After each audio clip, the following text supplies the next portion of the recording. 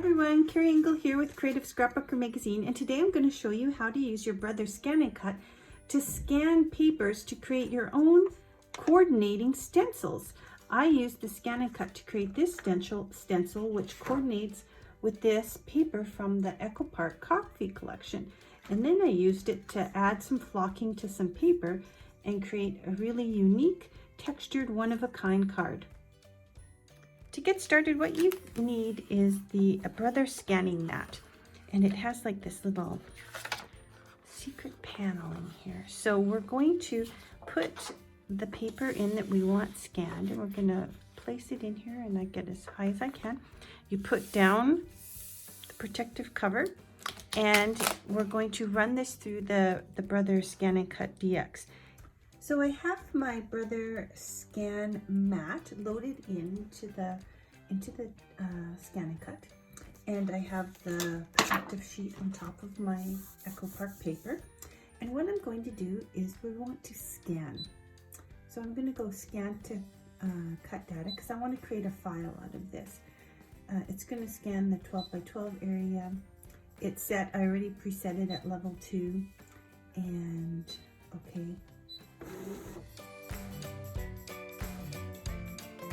Just going to choose part of it that I find these darker colors tend to scan a little better. Kind of the size of a stencil. That looks about right. We're gonna go okay. Then I'm going to choose, I just want the outside of it done. And there you can see that it's captured pretty much all of the little marks that were on the page. And that is going to make a really great stencil. I'm very excited with that capture. I've got it, the machine set for RGB, so it's set to capture colors. So we're going to go okay. And I'm going to save it, I'm going to save this wirelessly, and I'm going to save it onto the machine. Okay, I'm also going to go okay and save it into the machine.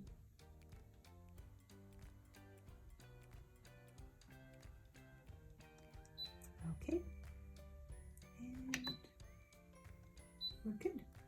Then when I want to retrieve it, I'll go over here into the machine. You can see it here. And then we can cut it out and create our stencil. My acetate has now been loaded into the machine. It's on a standard tack adhesive sheet. And I have my stencil that I had brought up earlier. It's here in the corner. I'm going to press OK. I'm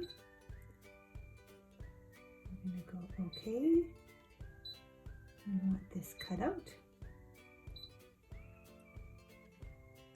And start. And now it's going to cut me out a customized stencil that coordinates with my Echo Park coffee package.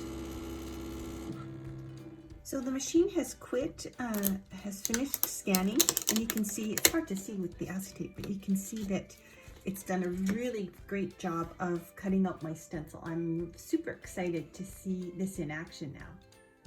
I am a serious stencil geek, so I'm very excited about this. So we're going to take my acetate off, and probably the hardest part of this is removing these from your sticky mat. It's not all that hard, but you'll need a little scraper tool to get that off. But you can see where my stencil is coming off just perfectly.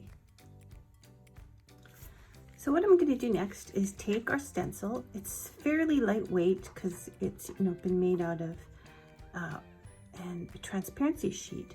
So I'm going to spray the back with some light tack repositionable adhesive called Pixie Spray. So I'll spray the back, and then it'll stick really nicely to my paper and won't shift while I'm applying the Transfer Gel Duo. And I'm gonna go spray this off camera because I don't want to get it everywhere, and I will be right back. The Pixie Spray makes it sticky and removable. I marked the front with obviously a pen that smudges, but I marked the front, and I'm just going to apply some transfer gel duo through the stencil all over this cardstock base to create some fodder for me to use in my next project.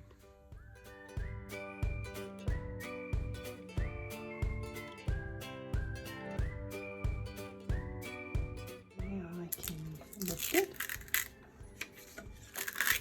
and you can see how nice and clean that transferred, and it's repeated the motif from the paper, so I'm very excited about what we can do with this. So I've positioned this all over my page, and you can see where I've applied the transfer gel duo, and I'm going to get this really random pattern that's been repeated all over the paper. I can apply my flocking or my foil to this now. So I'm just trimming my cardstock into some front faces that could be used on the front of a card. These are my Tonic Studio scissors, and I love how sharp they are. Really nice for cutting.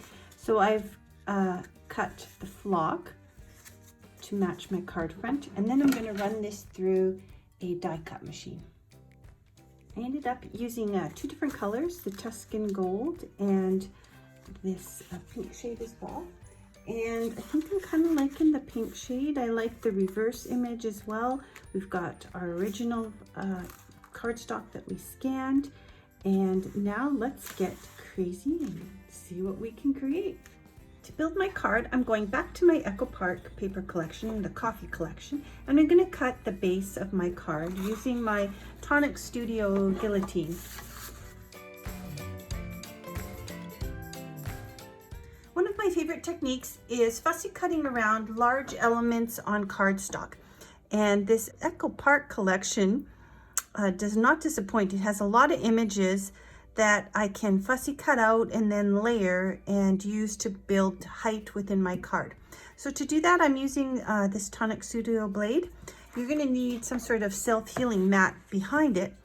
And I like this element here. I'm going to cut out parts of it, leave the base attached, and I'm going to cut out parts that are going to pop out onto the face of my card.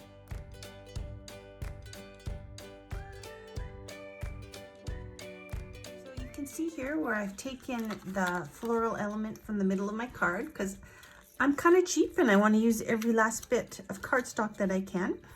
And I'm going to use this, and it's going to pop up on top of the base here to outline the edge with this zebra pen in black. I found it has a really nice nib. It's got a really nice felt nib that works beautifully for outlining, doesn't smudge, and I've been having a lot of luck with this one. So you can see here where I've conserved some paper, stolen this flower out of the middle. It's going to go on top here, but before I do that, I'm going to add some liquid pearls to the center so that my flowers have even more dimension.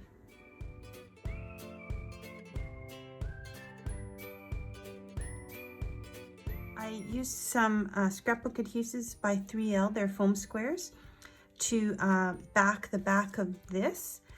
You can see here where I have the flocking on a piece of cardstock. So I'm just going to build my card now using some stickers from the coffee collection by Echo Park.